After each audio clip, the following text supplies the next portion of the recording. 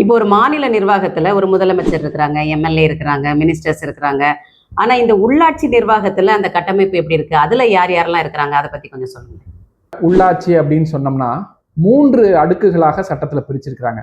அது கிராம ஊராட்சி பஞ்சாயத்து மக்கள் பக்கத்துல இருக்கு இல்லைங்களா, அதுதான் ஒரு அடிப்படை அழகு. பேசிக் யூனிட் அப்படின்றது கிராம ஊராட்சி தான். அப்போ 1, 2, 3 கிராம ஊராட்சிகளுக்கு தேவையான ஒரு விஷயங்களை செய்யணும் அப்படின்னா ஒரு ஒன்றிய ஊராட்சி யூனியன் பஞ்சாயத்துன்னு சொல்லுவாங்க. அவங்க வந்து 2, 3 பஞ்சாயத்துக்கு தேவையான ஏதாவது ஒரு திட்டங்கள் நடைமுறை விஷயங்களை அவங்க செய்வாங்க. அதுக்கும் மேலன்னா மாவட்ட ஊராட்சி. அப்ப கிராம ஊராட்சின்ற ஒரு அடிப்படை அழகு, அப்புறம் ஒன்றிய ஊராட்சி, மாவட்ட ஊராட்சி, அப்படி 3ம் சேர்ந்தது தான் இந்த ஊரக உள்ளாட்சி, கிராம ஊராட்சி நிர்வாகம் அப்படின்னு சொல்ல முடியும். இதுல பார்த்தோம் அப்படின்னா கிராம ஊராட்சியில தலைவர், துணைத் தலைவர், வார்டு உறுப்பினர்கள் இவங்கெல்லாம் முக்கியமானவங்களா இருக்கிறாங்க. இப்போ அதே மாதிரி அலுவலர்கள்னு பார்த்தீங்கன்னா கிராம பஞ்சாயத்துல ஊராட்சி செயலாளர், பஞ்சாயத்து கிளர்க் இருக்கிறாங்க. அப்புறம் பணியாளர்கள், இந்த மேல்நிலை நீர்த்தேக்க தொட்டி, இந்த தண்ணி திறந்து விடுறதுன்னு சொல்லுவாங்கல்ல, அவங்க இருக்கிறாங்க.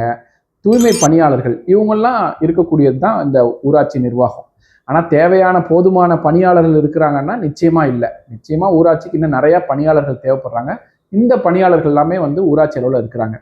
சரி, நீங்க கிராம ஊராட்சி சொல்லிட்டீங்க, யூனியன் மாவட்டம் இந்த 2 அடுக்கு சொன்னீங்களே, அதுல யார் யாரெல்லாம் இருப்பாங்க அப்படின்ற ஒரு கேள்வி இருக்கு.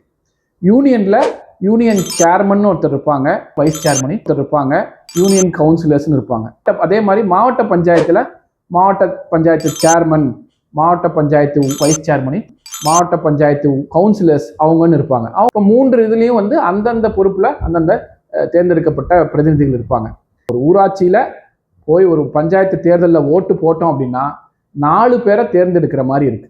நம்ம கிராம பஞ்சாயத்துக்கு ஒரு வார்டு மெம்பரையும் தேர்ந்தெடுப்போம், தலைவரையும் தேர்ந்தெடுப்போம், யூனியன் கவுன்சிலரையும் தேர்ந்தெடுப்போம், மாவட்ட கவுன்சிலரையும் தேர்ந்தெடுப்போம். இப்போ எல்லாரையும் தேர்ந்தெடுக்கக்கூடியதாகத்தான் அந்த ஊராட்சி நிர்வாக முறை இருக்கு.